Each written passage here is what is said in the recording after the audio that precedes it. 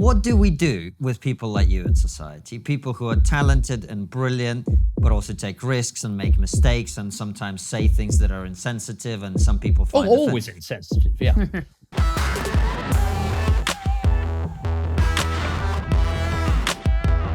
Hello and welcome to TRIGGERnometry. I'm Francis Foster. I'm Konstantin Kisin. And this is a show for you if you want honest conversations with fascinating people. Returning to the show today, we have one of Britain's most brilliant historians and a very controversial one at that, Dr. David Starkey. Welcome back.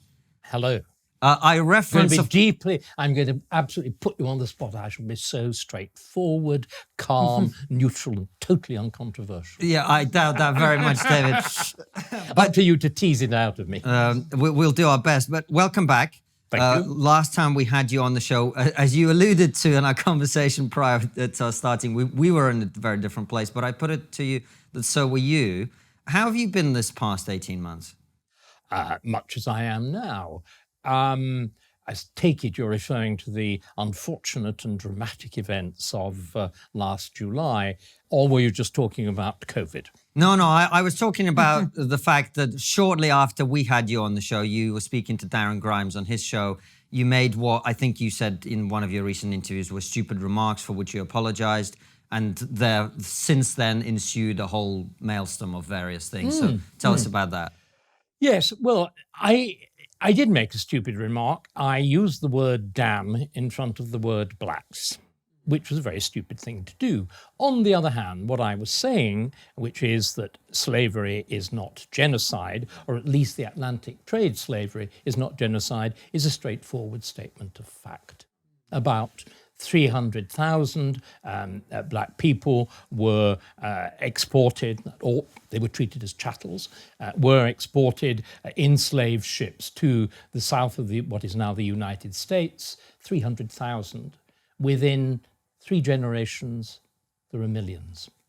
Now, that's not a genocide. But of course, what everybody forgets, one piece of slavery was a genocide. And that's the slavery to the Islamic world. That is the slavery that actually goes overland in Africa to what was then called the Ottoman Empire. The best estimates are it was 20 million, of whom the men were castrated and the women were kept as concubines. And most of the children, which were of course mixed race, Turkish, or whatever you want to call it, Ottoman and African, the children had their brains dashed out. That is a genocide. But we don't talk about that because there's no white guilt. There's no guilt of David Starkey in that. So we don't talk about it. But of course, David, that isn't the remark that people took the issue with. I think the remark was damn. There were so many damn blacks. It was simply, of course, it was stupid. What I was in, and I even mentioned, right? Come on, let's explore. I'm sure neither of you have ever said a word. Obviously not. ever said a word out of turn. I committed a second stupidity. I meant to illustrate it by saying there wouldn't be so many in America, and my tongue slipped and I said Africa. Deranged, very, very bad. And for somebody who prides himself on precision of language, disgraceful. On the other hand, one word, damn. 4 letters. If people had had their wishes, an entire career would have been destroyed for 4 letters. Who is actually seriously hurt? Why is one word, given this extraordinary weight? Isn't it a bit religious?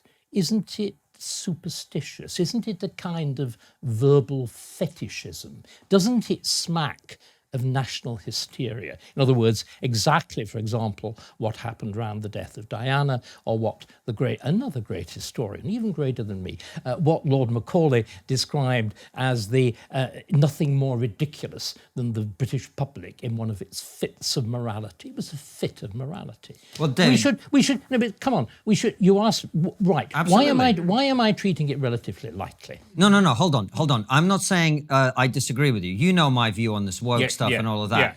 And you know how much we like and respect you on the show. Yeah. You are one of our favorite guests of all time. No question about that. The point I would make to you is I don't think people were concerned about the one word. What a lot of people said at the time, including people we respect also, people like Catherine Berbel-Singh, who we had on the show, that this wasn't the first time you'd had a slip of the tongue in relation to race. And so their perception was, let me just finish this. Okay. Their perception was that it wasn't a individual instance of a mistake, which we all make, all of us. You alluded to, of course, all of us make slip-ups, but rather that it was a pattern of behavior that was reflective of an attitude towards race. That was the point that people made. Personally, I didn't necessarily agree with that, but that was the point that people made. So what do you say to them? I would love to see what the evidence... You see, again, I'm sorry, I'm really boring. I believe in evidence. I made a comment at the time of the race riots in 2011, which said something seemed to me to be absolutely true, but was regarded as being outrageous, that these were black riots, which they were.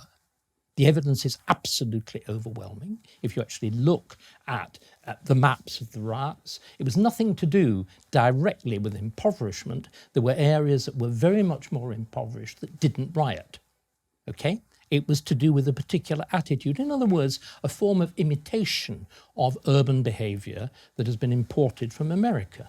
The riots, you know, shopping with violence, were very, very similar to the pattern that we saw after Floyd's death. And it's a particular imported pattern of behavior, which is not, I think, one that we were used to in Britain. I think it's deeply unfortunate. This is not, so I am not criticising race. I am criticising behavioural patterns. I'm not criticising skin colour. I'm criticising things that people decide to do, right? In the same way, why was I agitated on the question of whether it's genocide or not? Why does that question come up? It comes up because I'm afraid the whole question of slavery, monstrous though it is deliberately being weaponized in a specific cultural context, which is why, what I was talking about at the beginning, why what is the most monstrous aspect of the slave trade is deliberately ignored, because it does not attack the West. The reason, again, that there's a talk about slavery is genocide. You're a Jew. Unfortunately, there's a great problem with Jews. You are absolutely... We're going to clip that, David, just to let you know. There's a great... David Starkey, there is a big problem with Jews. There is a big problem with Jews, which is you are mope, the most oppressed people ever. And that is a very jealously guarded status. And it's also one that people are very jealous about. Black activists are absolutely, Palestinian activists are outraged at the fact that the genocide gives you this kind of moral... it is a testament to a sick society that the genocide becomes a kind of badge of pride, weirdly and bizarrely. And this is why there is the attempt at portraying slavery in exactly this fashion, so that you can say the whole of the West is guilty of pseudo-Nazism. Haven't you observed how the left, I think we should start calling them the far left. That is, everybody, even faintly to the left of Keir Starmer, is far left. Look how far to the left he is. Have you not noticed how they're all throwing around the term Nazi, the term fascist? Have you thought of the disgrace, for example, of talking about the person that I appeared with last night, Nigel Farage, as a Nazi or a fascist? What is the contempt that shows for the victims of the real Nazis and the real fascists? That you elide the kind of language that somebody like Farage uses with the concentration camps and the gas chambers. This is what I find deeply, deeply shocking, scandalous and disgraceful. That we are using these, that we're eliding these slips of tongue with monstrous behaviours and acts. We've got to separate words from action. This is the classic position in America with the First Amendment and all the rest of it, that there is absolute clear distinction between words as words and words that invoke action. The famous remark, the one thing you can't say under freedom of speech is fire in a theatre, because it provokes behaviour. It's a really good point, David, that you've just made. And we were talking before how we've conflated words with violence and words with action. But words have power. And I would argue to you that what those words are being used, Nazi, racist, fascist, anti-vaxxer now, what they're doing is they're using words in order to shut down a discussion. Of course. In order to bludgeon somebody into not speaking their opinion. As indeed a previous authority that was very keen on words and policing words, the whole business of the medieval church and the use of heresy and heresy trials to shut people up. I mean, it's fascinating, again, putting all these things together. You remember the great fuss that's being made about the statue of Cecil Rhodes on the front of Oriel College at Oxford. One of the other statues there that nobody actually complains about is a man called Archbishop Arundel, who is an early fellow of the college. He is the man who very nearly destroys the University of Oxford in about 1400 when he uses his power over the Church of England to issue Arundel's constitutions, and they literally shut down intellectual debate in England for a century. You nearly, as a Cambridge man, I used to be quite proud of being a Cambridge man, but a long time ago, well, 18 months ago, that's a vast period that we were talking about before. What Arundel did to the University of Oxford gave Cambridge its chance. Does anybody notice this? Does anybody care about it? Because the universities, public life in general, our companies, have lost any notion of the value of freedom of speech. It seems to me to be an absolute value. If you want to look at what distinguishes us, what distinguishes the West from the rest, it is simply freedom. As we're now discovering with China, you can actually have prosperity without freedom. Our only hope is that freedom which will encourage the fermentation of ideas, the development of new technologies and so on. If I'm afraid you can have new ideas without freedom, we're lost. We're lost. I mean, it's an excellent point. The problem is, as well, it's not just that we're losing freedom of speech, we're also losing the ability to fight for it. People don't want to seem to fight for things There's anymore. cowardice. Cowardice. Again, at the moment, I really do think we are in a form of war. And some people can cope with war and some people can't. Some people can put their heads above the parapet and some people can't. I refuse to bow the neck. I refuse to take the knee. I refuse to submit my mind to anybody. I was very fortunate. I come from a long line of dissenters, I mean literal religious dissent. I also had a mother, despite all the problems that we later had over my sexuality, who gave me an iron self-confidence. And I've always taken a pride in that. Again, I was brought up in a strange religious denomination, the Society of Friends, Quakers, where there was this, in theory, emphasis on plain speaking, plain, unvarnished speech. But why do you think we're at war? Because that's a very bold statement. And also a lot of stupid people will people don't understand metaphors anymore. Yeah. Or they choose not to. Yeah. So what do you mean when you say we're at war? I think it is the first time, right, let's look at this and try and, again, pull back, use calmer language, non-metaphorical language. When I grew up, the West was in a thing that was, well, I was born at the end of a real war. I was born in 1945, at the very end of the First World War. My mother said that I was the only person in Kendal who actually slept through VE Day. I was a contented baby. Then, of course, I grew up with the Cold War, and which was also, of course, the great nuclear standoff. We knew there was a power, those of us who were at all intelligent, that wished to destroy us, that had opposed values to us. The Soviet Union. The Soviet Union is seen off. It collapses under its own contradictions, the absurdities of communism, all of this stuff. Oh, we've never tried communism. Has any doctrine ever been more rigorously pursued at a greater cost of human life that dwarfs even the horrors of Nazism? Anyway, communism collapses, and then at which point there was this absurd man with the wondrous name Fukuyama came along and talked about the inevitable triumph of the West and liberal capitalism and whatever. But the seeds of something different had been sown.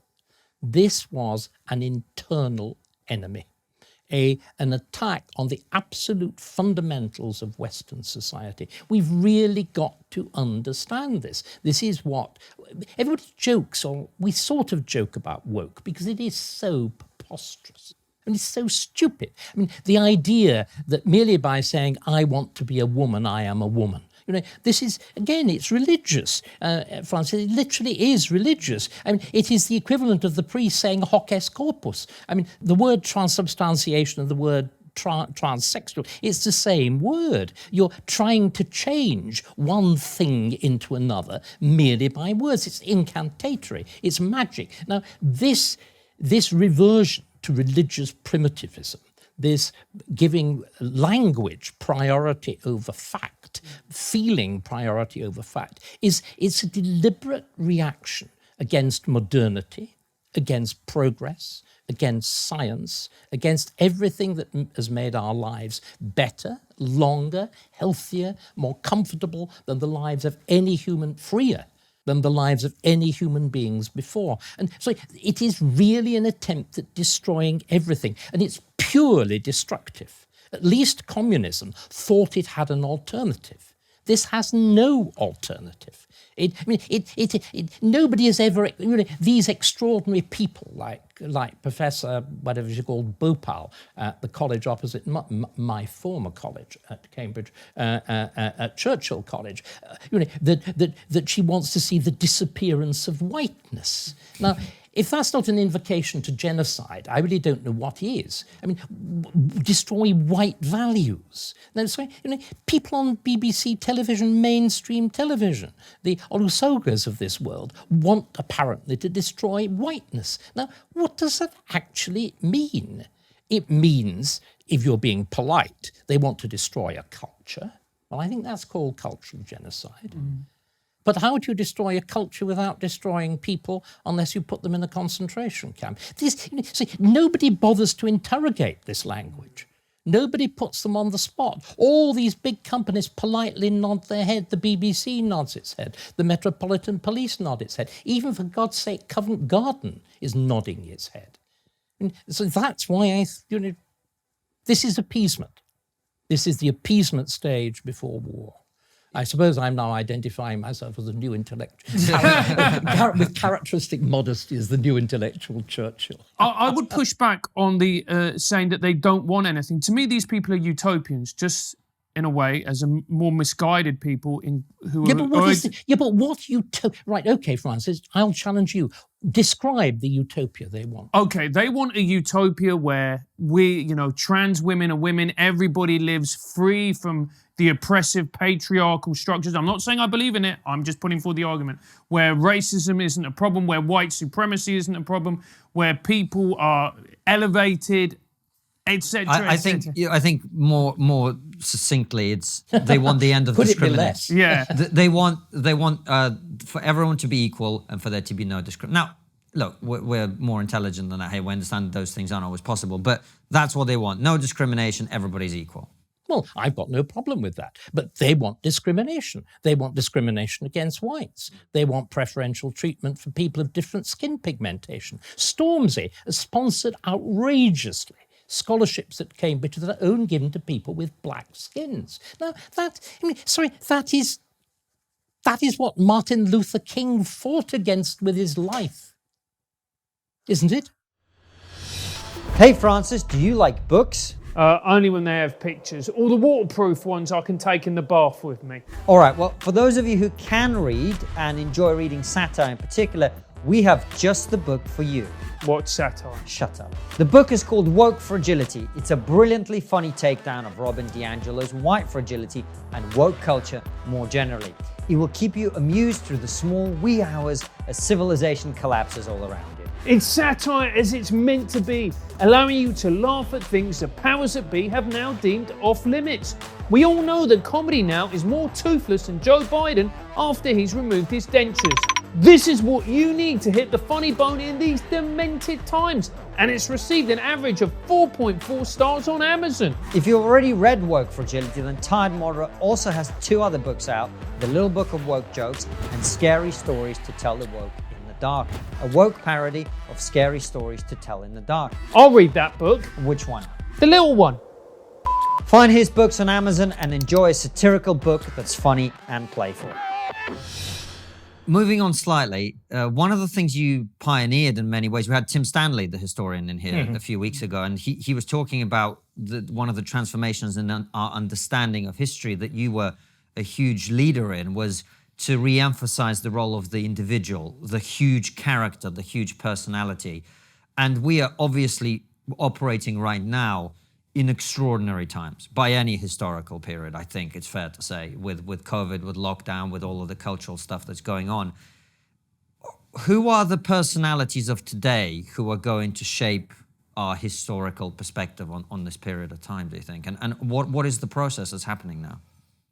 Very difficult to say. I mean, there's been a kind of abdication, hasn't there? I mean, there are clearly big personalities, and they're like Boris Johnson. But you remember there's that wonderful phrase of E. Cummings that a politician is a cushion upon which everything is sat but a man, and Boris takes whatever shape.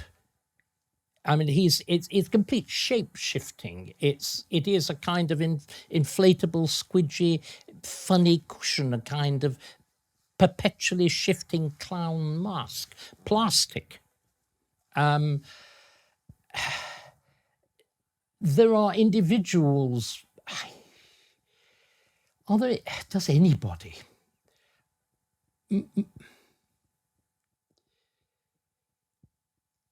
I'm falling silent because a handful of us, I think, have some sort of grasp, but we're mere intellectuals. We're little people on the margin of things. Is there any big figure, any statesman, any church leader? I mean, all the things that you used to look to. I mean, look at Archbishop Welby, that absolutely vacuous windbag, his mouth stuffed with dreary business speak. I mean, can there be a clearer illustration of the complete loss of what was one of the intellectual and the word, let's utter it, spiritual centres than the performance that he put up at the beginning of lockdown at the Easter, when, as it were, he celebrated the closure of churches by celebrating Holy Communion in front of a kitchen cabinet. Can there be a more appropriate metaphor for, using that word that I shouldn't, for that loss of meaning, of seriousness? Because that's what's happened, isn't it? Maybe it's just that we're too comfortable. That if you look at the seriousness of culture in the Soviet Union, where the persistence of serious classical music, the seriousness with which even the communist state took scholarship and learning, those terrible pressures that were brought to bear by totalitarianism, and our flaccid, formless, self-indulgent consumerism. I mean, I'm as guilty of it as anybody. I'm a creature of the 60s. In many ways, although I had to fight intellectually, I had to fight through scholarships and all the rest of it, one had extraordinarily easy life, and it was a life of perpetual opening opportunity. There was the whole hedonism of the developing gay lifestyle. There was the pleasure of increasing prosperity. We've had very, very comfortable times. In other words, there is a terrible whiff, isn't there, of the end of Rome. And the thing that's most striking, going to your point about the end of Rome, is how invisible the emperors are. The last emperor, Augustulus Romulus, the littlest Augustus, the littlest Romulus, and Honorius, who was without honor, the disappearance of serious thinkers, the lack of proper generals. It's awfully reminiscent. Well, this is what worries me, and I was going to ask you, David, because we've addressed your controversy. Do you think part of the reason that the caliber of thinkers, of politicians, of our leaders, our spiritual leaders, prevents people who are big characters, who speak honestly, sometimes wrongly, sometimes stupidly, as you've said. They take risks, but they're prepared to make a stand on principle, which is always going to alienate some people. They're prepared to speak their mind, which will always alienate some people. And they're prepared to take a risk, which doesn't always pay off, as we know, but sometimes pays off hugely. We don't want those people anymore as a society. We punish those people. Yeah. It's particularly, I was having a very interesting discussion at the Farage show last night with a couple of trainee teachers. And of course, that is what has exactly happened in teaching, in some ways for the best reasons. And when I was a schoolboy, you had these monstrous characters in teaching, completely extraordinary people. Clearly a significant number of them were perverts, and very often the best teachers, again, truths that we cannot speak. Very often, the people, in my experience, of course, because I'm much older, so many of mine were returnees from the war. They'd been shot up, they'd had bad wars, they'd had good wars, they could talk about nothing else, they couldn't mention it. But they were extraordinary people. And again, teaching needs extraordinary people. You look at the great writers of children's books. Every one of them is semi-mad, and some of them are wholly mad. From Lewis Carroll downwards and onwards. But they have this magical quality that attracts and holds attention. Now, of course, we've replaced charisma with celebrity. Which is an utterly empty thing. The famous for being famous. The point that you made just there is so true when it comes to teaching, because when I was a teacher, over 12 years, I saw it change. It become a tick box exercise. It became, did you meet this target, this target, this target? Whilst actually the people who were brilliant teachers, the mavericks, the free thinkers, the people who could truly engage children and make them wonder and make them want to break out. Or cross. Or angry. Or yes, but involve them. Incite some kind of emotion in them, inspire them. They slowly drifted away or were rapidly forced out. Yes, because they didn't fit into a box. And that's what we want in our society. We want boxes. We want a box. You're a gay man, you're here. You're trans, you're here. You're straight, you're here. But life doesn't work like that. Absolutely not. Absolutely not. But it is... We're in an age which is competent at everything and good at nothing. That apart from technological fiddles, you look at now in terms of, say, the performing arts, we are wonderful. There have never been more competent performances. Who is actually creating anything? Look at the mountainous heap of rubbish of modern art. And it is absurd. It is simply absurd, propelled, of course, by people with too much money who treat it simply as an investment opportunity or something to decorate their overpriced loft or bank atrium. So we're in a never has the word creativity been used more often with less actually being created. And again, there are all sorts of things which are really very uncomfortable to say. We, generally speaking, I think, agree that our politicians are, and to put it as mildly, I know we're now supposed to be nice about politicians following recent events, but they are a pretty uninspiring lot. I mean, when your greatest achievement is to further the affairs of your constituency, well, that's fine. But getting the streets cleaned really isn't the most noble of human acts. Why has that happened? Well, it is, of course, the equivalent of what's happened to teaching. It's the creation of the professional politician class, in which these people are paid and salaried. And why has that happened? Because our old governing class has died and been deliberately wiped out. Now, again, there was a huge amount wrong with the gentry and the nobility, but equally, there were these...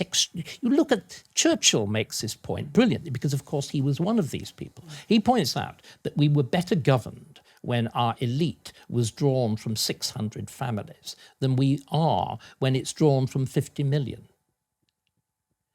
Well, talk about controversial points. But he is absolute. If you look at the calibre of our 18th and 19th century politicians, if you look at the calibre of our 19th century prime ministers, if you look at figures like Peel and Gladstone and Disraeli, I mean, they are staggering. Their sheer intellectual power, let alone anything else. Not Disraeli, but Gladstone and Peel, they are the absolute stars of Oxford. They're highly competent at maths. They're brilliant classicists. They're sheer, as well as rhetorical power, imagination. You look at what those two men do, and you compare it with any politician of the later 20th century, and they shrivel to a pea. David, there's another thing that you bring up, since we're talking about controversial subjects, and this is something I think is very important to I told you about. I wouldn't. You did. I didn't expect you to be faithful to that, to be honest. But look, we talk about politicians, and you mentioned you allude to, rather, the murder of Sir David Amess very recently. And one of the things I find absolutely mind-boggling, and perhaps you can help me with this, is he was murdered, to all intents and purposes, as far as we know, by an Islamist extremist who was radicalized online. Or by his father. Well, I wasn't... If you actually look at the evidence of the kind of things that his father was saying, this was clearly a family that was fully Islamic. Well, you come to the very point that I was trying to make, and I'm not aware of the situation with the father. Perhaps you're better informed. It's been widely informed. reported. Okay. So, in response to that, our politicians' reaction was to talk about online anonymity. Deranged.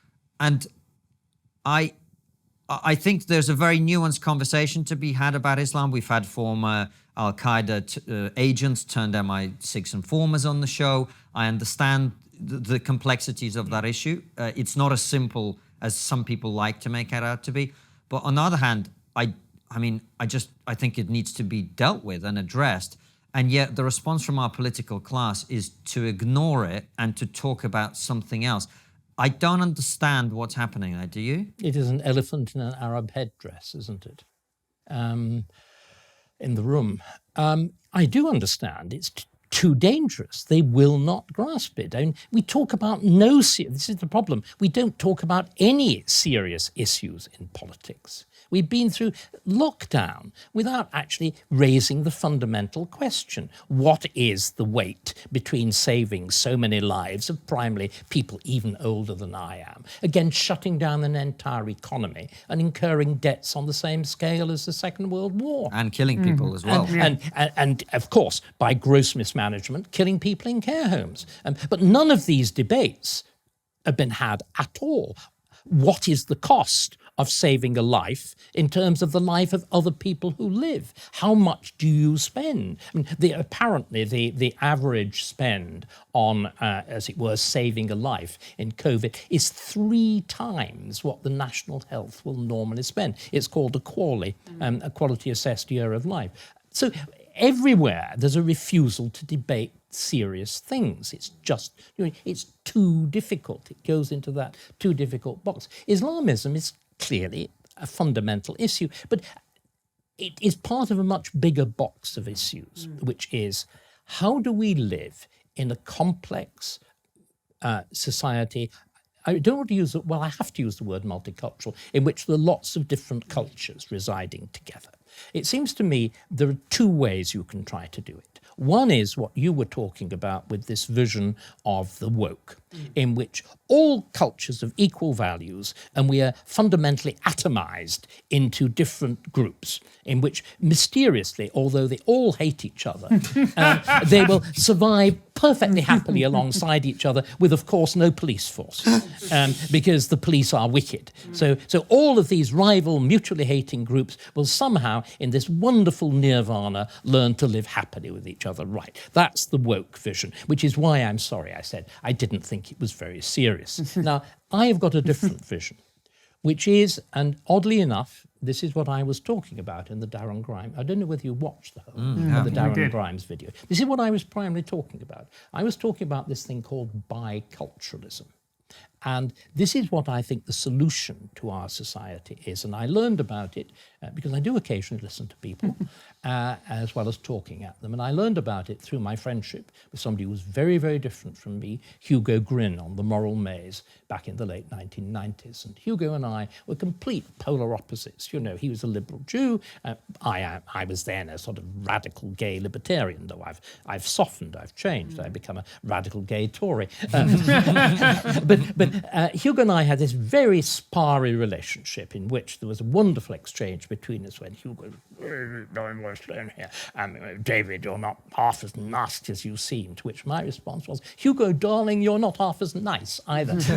But Hugo had the courage to take myself and my late partner, James, into his home for a Passover. And it was one of the most memorable experiences I've ever had. I'd not understood Judaism at all in terms of in a sense, the synagogue is dispensable. The central rituals are within the family and within the home, which of course is why it survived 2,000 years of diaspora and persecution. But what was also striking to me was this man who, to all intents and purposes, was a very important figure, as British as they come in British public life, becoming somebody completely different. A Jew invoking the rituals of 2,500 years. But he was perfectly at home in both of those worlds. And if we look at all our successful immigrant groups, that's what they do. The Hindus, the Sikhs, whatever, the Chinese do this with astonishing facility. You look at the members of the cabinet, of this astonishingly multicultural cabinet. Again, I had a fascinating insight a couple of years ago when I was going around taking various tours and we were at a particular stately home and I'd arrived early, and it turned out to be a very good thing because there'd been a wedding party, so there's still lots of champagne lying around, and I quaffed it down and got talking with the staff, which is always an interesting experience. And it had been a marriage between an English guy and a Hindu girl. They had gone through, because they were clearly very comfortably off in this grand stately home, they'd gone through no fewer than 3 ceremonies. You'd had a registry office wedding, you'd had a sort of Christian wedding, and you'd had a Hindu wedding. And this was a wonderful opportunity because you had complete changes of clothes for all of them.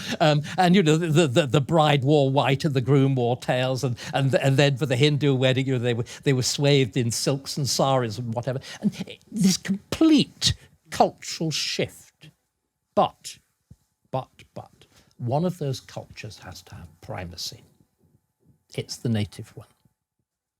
It is the values of Britain. You have to be, and it's the only way we can operate, is if, and this is where, again, my profound disagreement with BLM, with Bhopal and whatever, there has to be that overarching culture of the liberal West. And you can engage, you can fit, you can swap. You look again, you know, historically, you know, I happen to be a rather passionate philo-Semitic to a word. You look at the achievement of families like the Rothschilds, completely British and yet completely Jewish. This double face. And this seems to me to be exactly what we should be aiming for. And why is it that is such a controversial point? Because you wouldn't be allowed. If you talked about that on Newsnight, I'd give it about 23 seconds before someone's tried to shout you down. It's quite extraordinary because, again, there is the notion that the West is somehow fundamentally wicked. And of course, it is really that there are only 2 groups that don't want to fit in that pattern. And we both know what they are. And overwhelmingly, it seems to me, our society, without actually articulating that or without having that as a principle, this is what has actually happened, except, of course, that the official line is a very different one. But if you look at what the behavioural patterns have become, they have become, in all successful immigrant groups, they've become this biculturalism. Well, look, I've been talking about this for a long time as a first-generation immigrant. I talk about it in my book, as, by the way, I talk about the slavery points that you made earlier, that I think the only way a multi-ethnic society can work is if it rejects the idea of multiculturalism and encourages people to adopt the primary culture of that society first, while also retaining the valuable things about the culture from which they come. And there's the point is there is no contradiction. No. Unless, of course, you have, again, now let's be frank and return to the problem with Islam. The great problem with Islam, of course, is that Jews, Islam, I have a problem with everybody, don't I? That makes life much simpler. So everybody can cancel me. That's really much better. The problem with Islam is, of course, that unlike Christianity, it does not make a distinction between church and state. That there is no equivalent to that extraordinary moment in the Bible, where it's very, very, very striking. And again, looking at many modern Christian attitudes, one of Jesus' disciples says to him, come on, we shouldn't be paying taxes to the Romans, should we? And Jesus says, right, hand me a coin. They hand him a coin. He asks, whose head is on this coin? Of course, it's Caesar. And the wonderful remark, render unto Caesar the things that are Caesar's, and unto God the things that are God. Unfortunately, Islam is a complete doctrine of life in which politics and religion, ideally, that's what the caliphate is about, are one and the same thing. Now, that raises absolutely fundamental problems. And it raises, again, the campaign for Sharia law is unthinkable in a liberal democracy. One simply cannot have it. You could allow it, as, for example, with Jewish law, you can allow it in certain forms of private relations. But even then, because of the very different attitudes to, say, divorce, you come up against a huge problem. In every state, there has to be a final, I think, set of values and a final legal principle. One cannot have rival ones. Otherwise, this is why there was a Reformation. This is why there was the first Brexit against Rome. Fundamentally, there has to be that bedrock, that generally accepted. But you see, we stopped teaching this. It is no longer fashionable or respectable to do so. Our national broadcaster actively campaigns against it. Isn't also the problem, David, of taboo subjects? We had Ed West on the show a few weeks ago, and he made one of the most pertinent points I've ever heard, where he said the problem with having taboo subjects is it means you never solve problems. Of course, because they fester. They fester. Because you don't talk honestly about them. I was talking about, I've been making exactly the same point. We were talking again about how much money do you spend on saving a life? The whole absurd distortion of the national health in which you spend, I think it's, if you look at how much money we spend over a person's lifetime, you spend something like 70% of it in the last year and a half of their lives. To what purpose? To what purpose? The absurdity of somebody is suing the NHS now. Okay, we both agreed that the way in which care homes were handled, and in a sense, the almost, to use the word deliberate is wrong, but the reckless permitting the spread of COVID within them. But to pretend, as this person is doing, that the death of a 90-year-old man with Alzheimer's from COVID is a major tragedy. Please. Do you think what this is really about? But this means that we've lost any sense that, lives do have different value. Well, this is what I was going to say. Do you think we've lost any ability to have... our feelings have become so important. And of course, if it's your parent, it doesn't matter if they're 190 No, of course. and they've got Alzheimer's. Except that you do slightly raise the question why you've put them in a care home. I'm sorry, isn't a care home one of these wonderful words that it's Orwellian? It means the opposite. It's a careless home. It's an uncaring home. It's I can't be bothered to care home, or I'm finding it too difficult to care home. Just look at what you can do with the playing of that word. That is what it's really, but we dare say it. And it's high time we did. Because this is the reason the NHS is costing more and more and more. Again, the saving of lives of brain-dead children. It's preposterous. Because okay, the parents want it, but if that child survives in that condition, it then becomes a vast cost upon the state, upon the rest of us. You see, it's the problem that as a reaction to the horrors of eugenics and Nazism and whatever, we have, it's feeling, but it's false feeling. It's sentiment, it's sentimentality. We are driven by sentimentality, which is false, dramatic, shallow, displayed feeling. Feelings not in the heart, but feelings worn on the sleeve. But we live in a society that incentivizes people to behave like that. Of course it does. Of course it does. And it is disastrous. And we have politicians who are too frit to cite one who wasn't, politicians who are too frit to tackle it. And it's not only that, but to me as well, it's the fact that we don't have religion anymore in this country. Oh, yes, we do. Yes, we do. God may have died, but you remember the wonderful remark of G.K. Chesterton that when people no longer worship God, they don't worship nothing, they worship anything. And everything that's going on now with woke is a form of perverted religion. I mean, the very notion of this radical equality is the Magnificat, you know. He has exalted them of low degree. He's taken down the mighty from the seats, people, big, fat, prosperous, you know, overpaid white men like me, and exalted them of low degree. You know, Professor Bhopal, who happens to come from a Brahmin family, and suddenly, you know, in her anxiety to point out the mote in the eye of the West, ignores the beam of caste in India from which she benefited from being high caste. You know, it just... There's an extraordinary religiousness of all of this. What I experienced was the equivalent, at least in the days of the church, you had a trial before you were condemned as a heretic. I mean, this is just a witch lynching. You know, you're hurried to the stake and burned as quickly as possible. But it's religious. And this is why, again, why we've ceased to be able to argue with people. The whole problem with woke is because its statements are so absurd, like, I can become a woman merely because I say so, they cannot argue about them. They become articles of faith.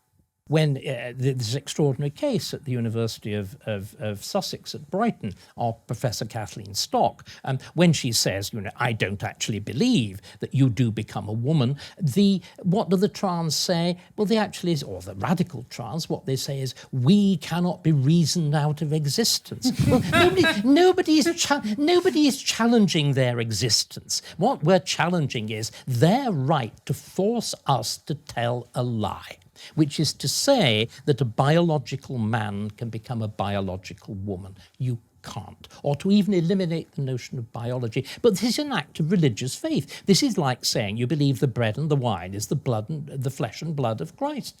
You're asking us to believe in miracles. I mean, if you think about it, woke is the miracle. Again, the society, right, come on, I'm really running with the idea. It's the society that we have in which, wondrously, Palestinians and Jews are going to be completely happy in this marvelous utopia. It's the lion lying down with the lamb. I mean, just think about it. All of those religious ideas are now translated and vulgarized into the real world.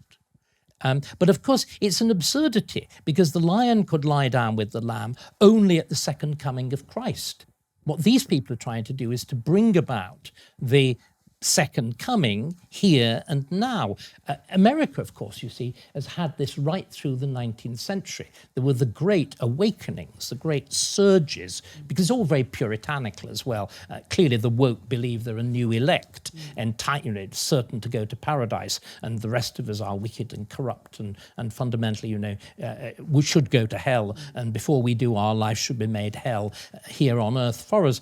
But the phrase that is marvellous is, I think I've coined it, but a friend of mine actually said somebody got there before it. We should be talking about the Great Awakening. It's a manifestly religious movement. I'm afraid secularized religion like that is the most dangerous form of human behavior. It has got none of the restraints of real religion. It's got none of the restraints of the seriousness of theology. It is literally the blood and guts of the thing, driven by the meanest, the most dangerous, and the most unsuppressed of emotions. You see, it's a new romantic movement. It's in one sense, what are we really saying? This is a vast reaction to the technological world that we live in. The world of, because remember, in many ways, technology to an ordinary person seems like a miracle. I don't know about you, I really do think when I look at a mobile phone, there's something almost miraculous about it. I have absolutely no comprehension of what is going on inside this thing, and it seems to be able to do what once upon a time took an entire room full of secretaries, assistants, and everything else. So, but equally, of course, it's an object. It's a thing. It's polished, smooth, profoundly unhuman, as so much of our society is. And I think what we're doing is, as with the 18th century, as with that period of elegance, formality, brilliance, and whatever, there's this violent reaction. The age of reason is followed by the age of unreason, of romanticism, of passion, of Byron, of Beethoven, of Wagner, great lushing waves of passion, sex, emotion, violence, war. And we're seeing this in almost, I think, a parody form. Of course, the woke don't know anything or understand anything, but they're like an extreme form of Rousseau, who on the one hand proclaims that he loves all mankind, and on the other hand puts his own children in an orphanage.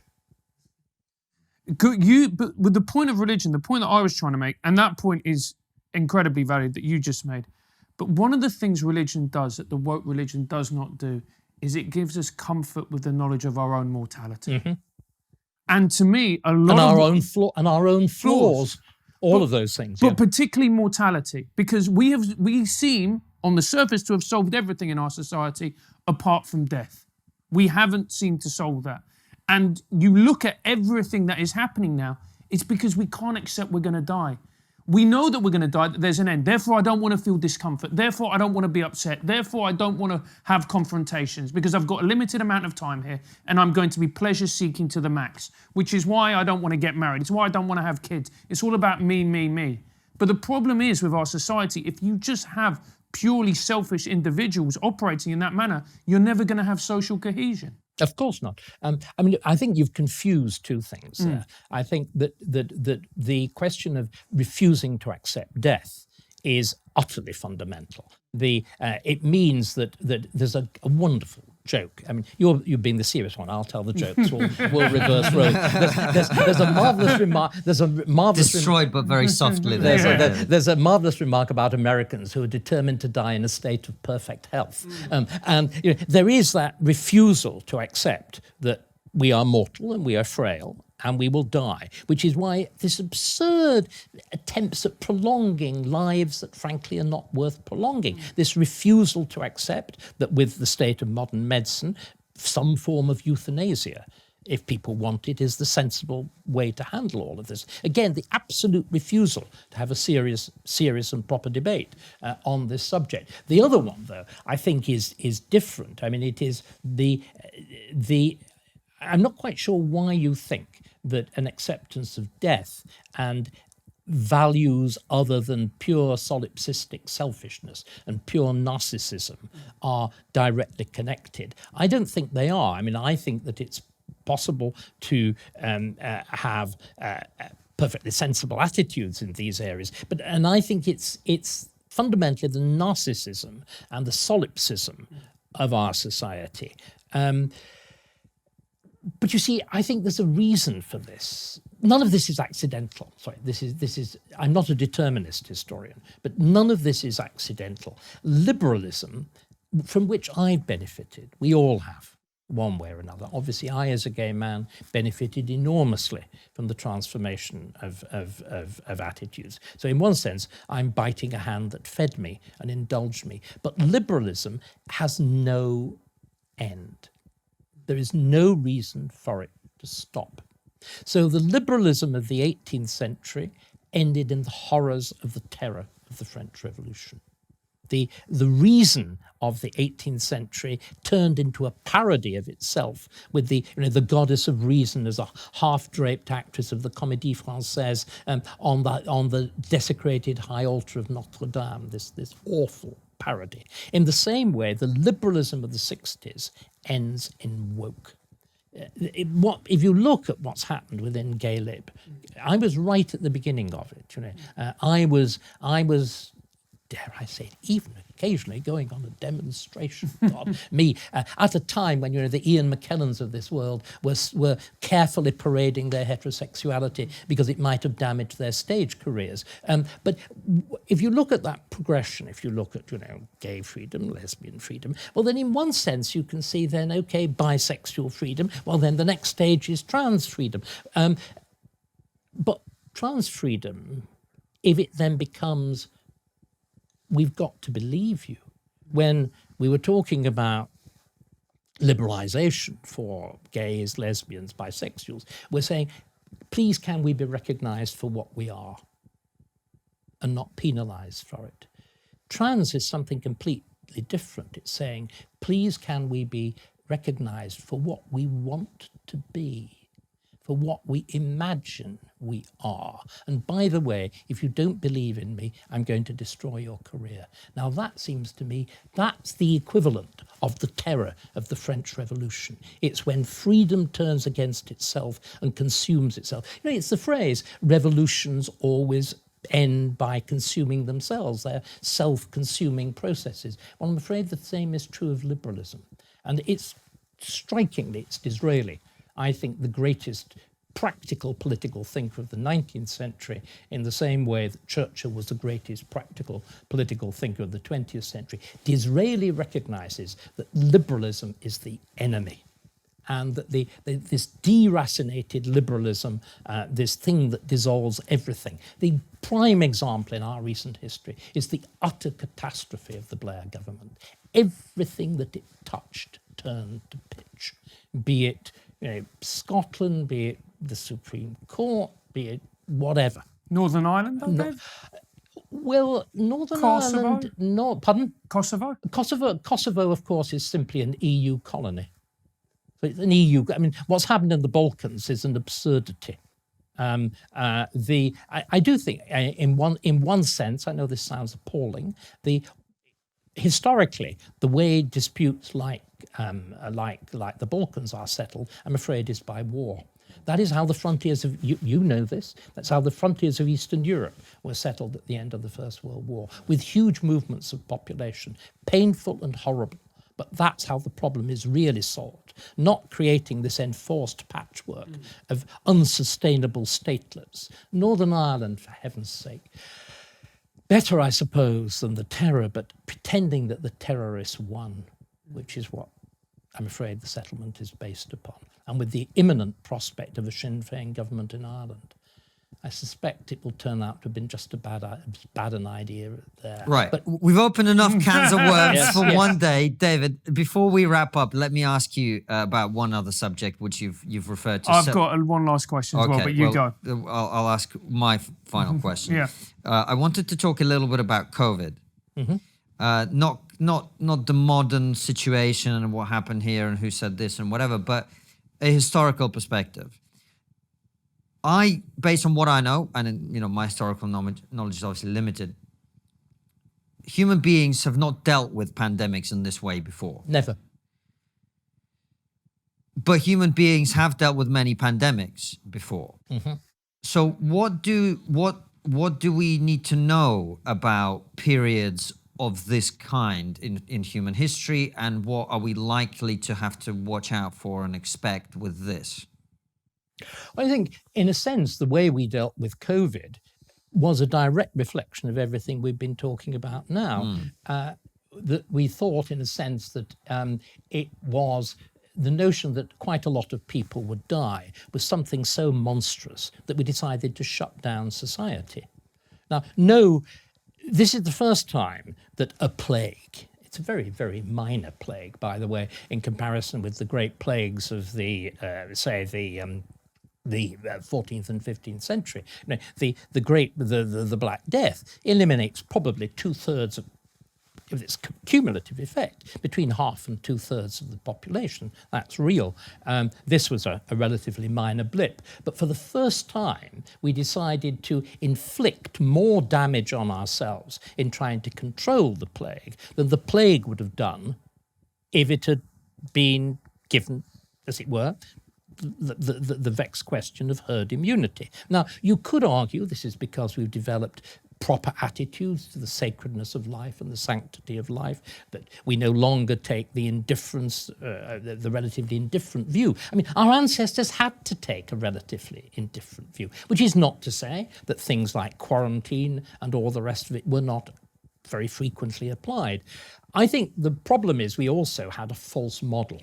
We got a Chinese virus and we decided to have a Chinese solution. I mean, the lockdown is totally antithetical. This is the point Jonathan Sumption has been making repeatedly. It is absolutely antithetical to British values, to Western liberal values. And it is a testimony to the fundamental collapse of those values that it's been allowed to happen. David, let me interrupt you there, because you're making such a good point, and I want to just interject this because I think this is so important, and you've allowed me to see something I've been rummaging around in my head for a while.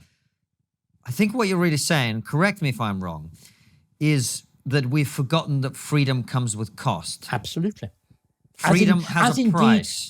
Freedom has a price in exactly the same way that trying to prevent death has a price. And because we've got into the habit of not having serious conversations, we've not debated the balance between those two. We've also been sold completely bad science.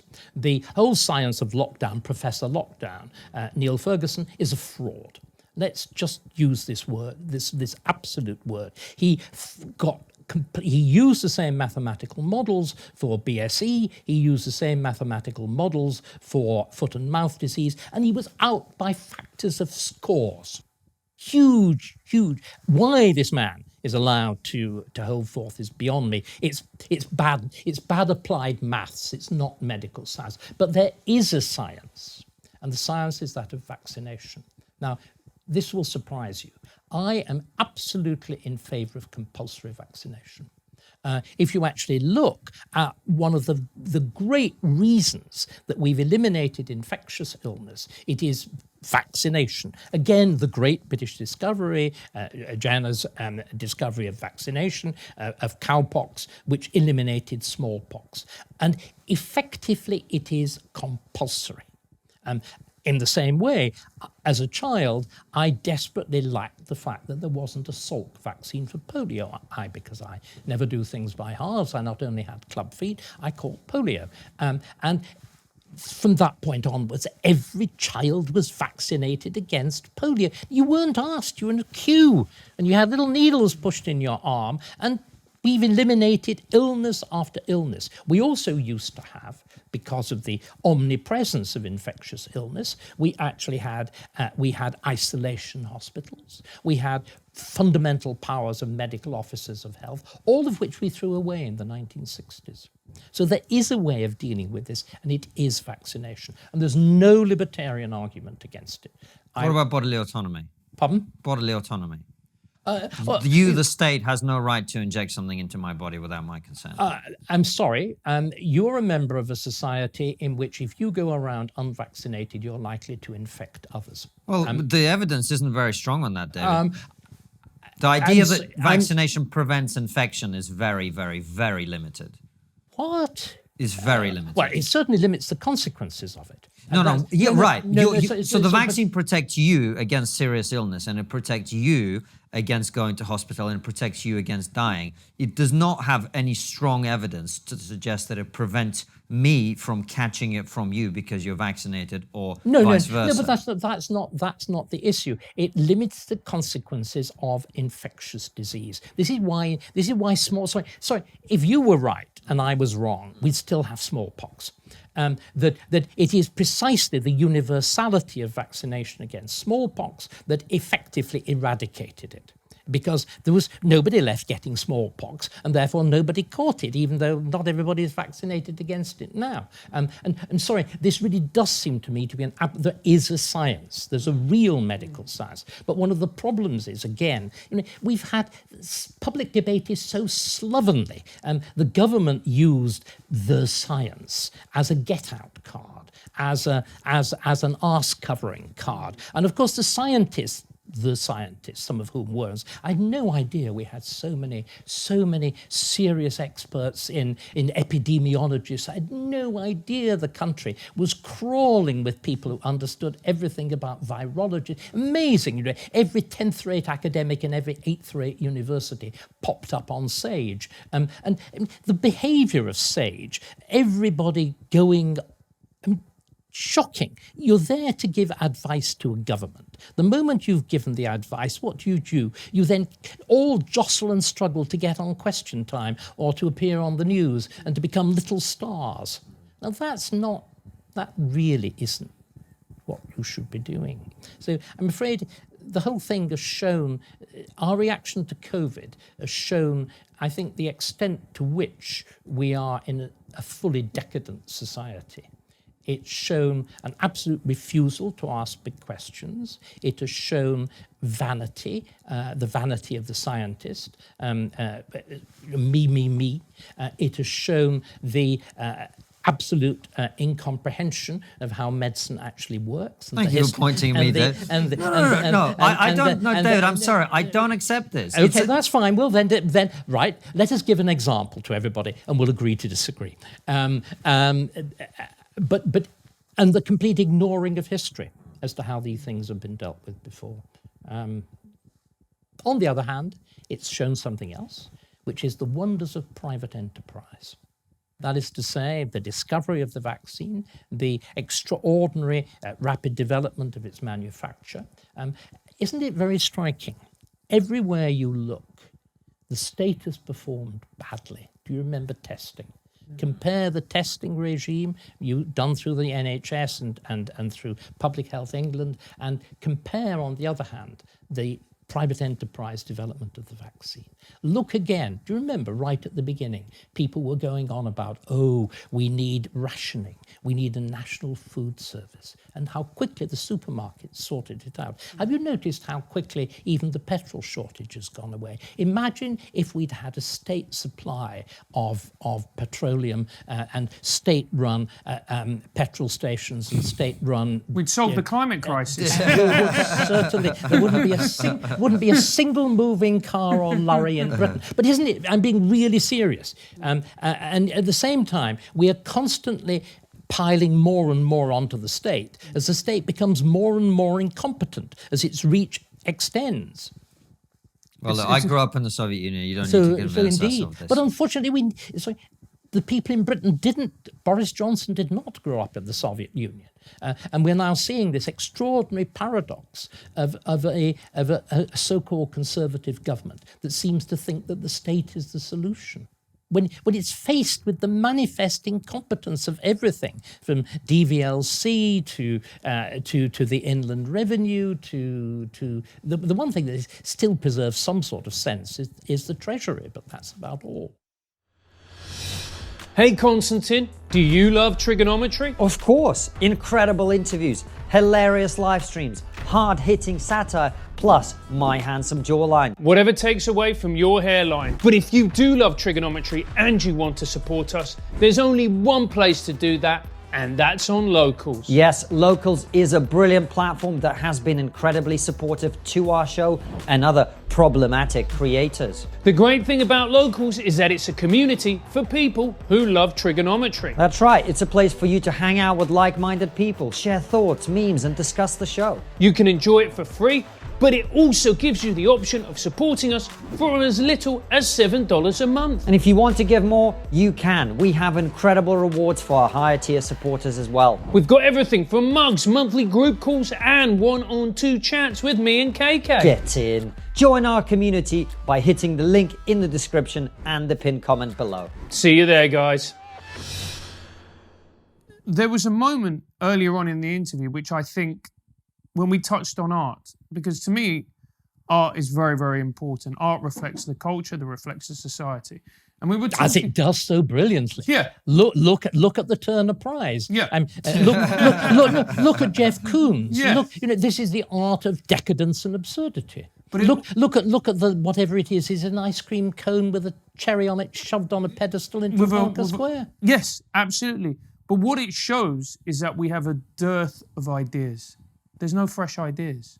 There's no new way of looking at it. It's Duchamp. The whole thing is that funny notion of Marcel Duchamp back at the end of the First World War, that anything is an object. Do you know what? It's exactly the same as trans. What Duchamp said was, a urinal is a work of art because I say it is.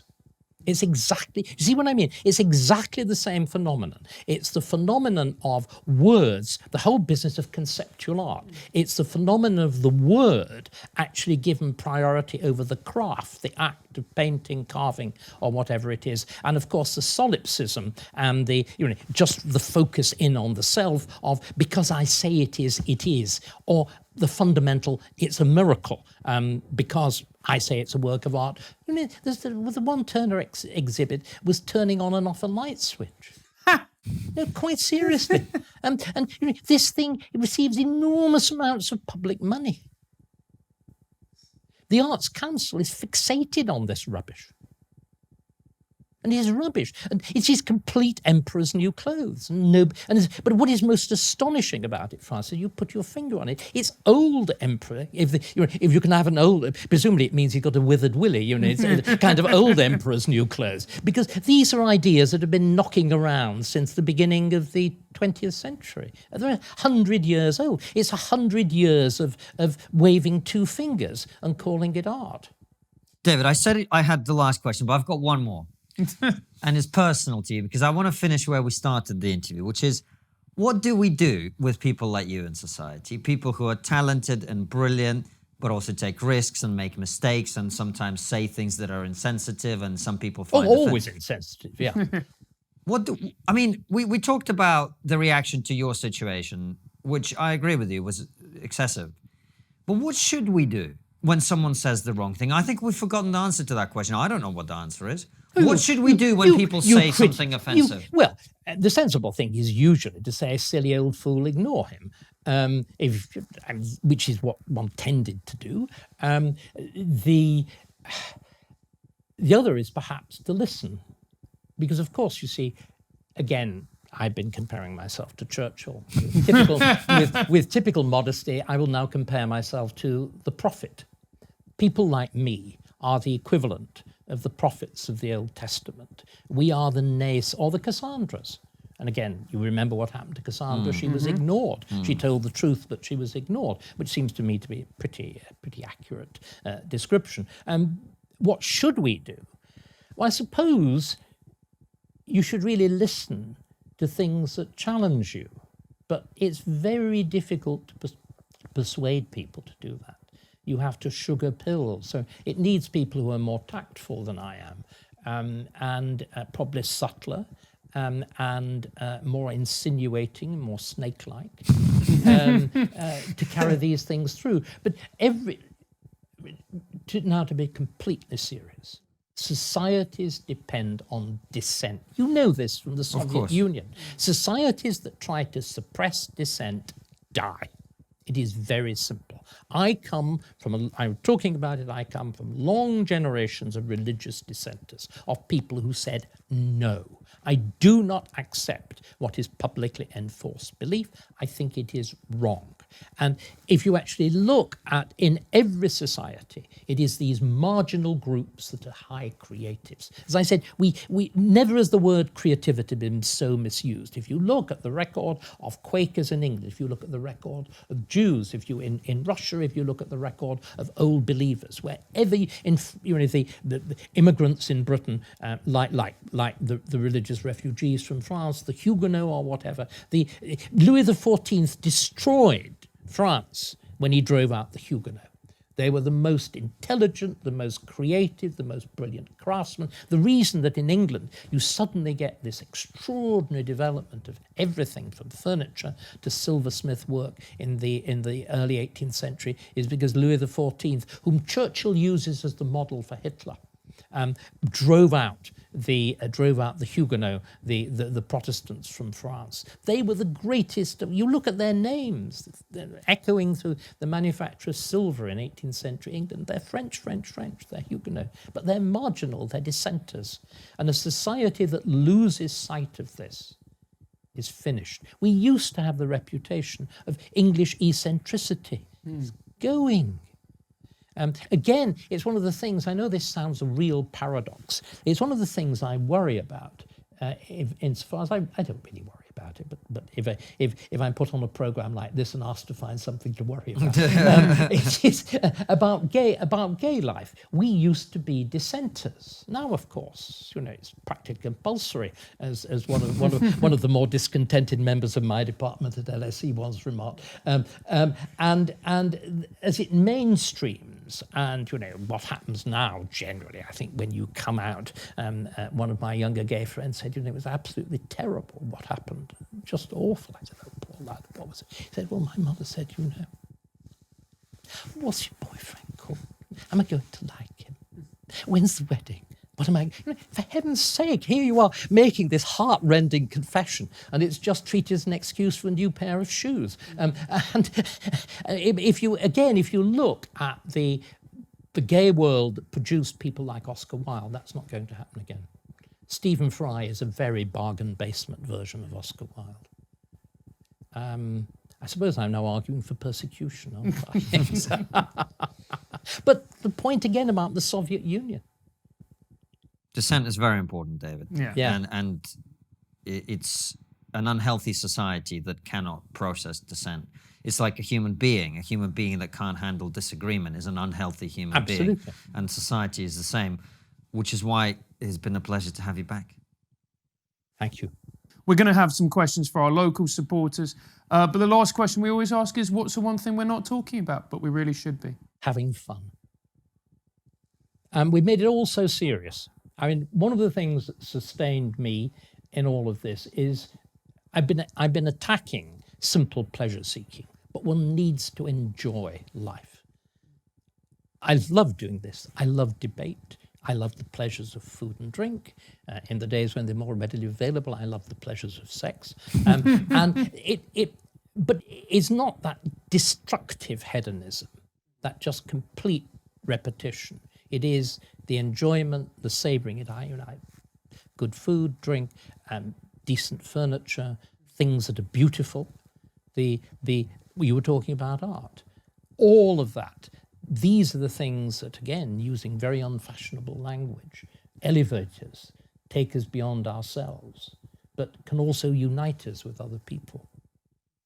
What a wonderful note to end on. And David, you've also got a YouTube channel that you're starting. Why don't you tell the viewers about that and the listeners? Well, it's going to be called, very surprisingly, David Starkey Talks.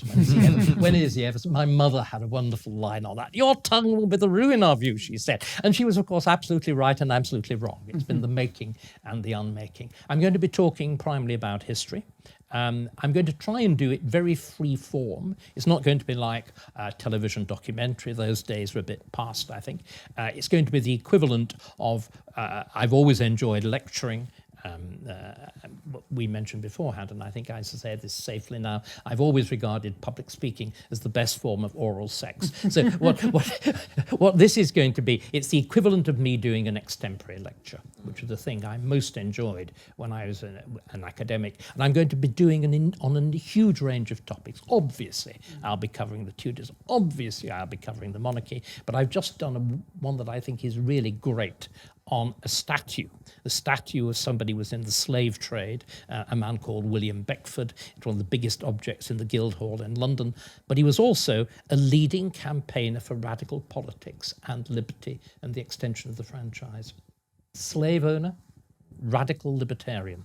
And that's, of course, the paradox at the heart of the American Revolution. So what I will try and do, I will try and give people that sense of the engagement with the mind. I mean, it was what I loved aspects of teaching in the years when I was a university teacher, in which, but again, it needs what you were talking about.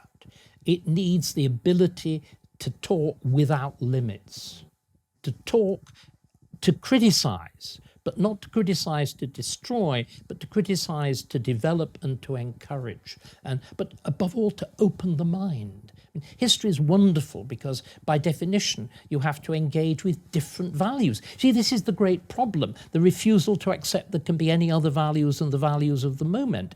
Sir Thomas More had values that were pretty much the opposite of ours.